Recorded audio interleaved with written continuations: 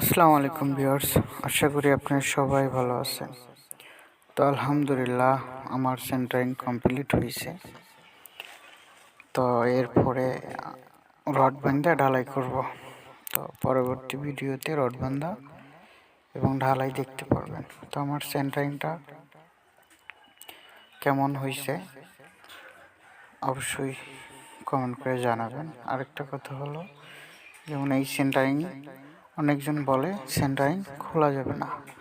অবশ্যই সেন্টারিং খোলা যাবে, আর ভিতরে অনেক পরিমাণ জায়গা আছে। সেন্টারিং খোলা নিয়ে আপনাদেরকে একটা ভিডিও দেব।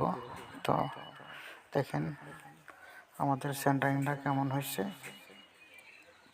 অবশ্যই কমেন্ট করে জানাবেন। ভালো লাগলে এটা সাবস্ক্রাইব করে দেবেন। আর আমার ভিডিওটা শেষ পর্যন্ত দেখার জন্য আপনাকে অসংখ্য ধন্যবাদ। আপনাদের কোনো প্রশ্ন থাকলে কমেন্ট করে জানাতে পারেন। ভালো থাকবেন সবাই।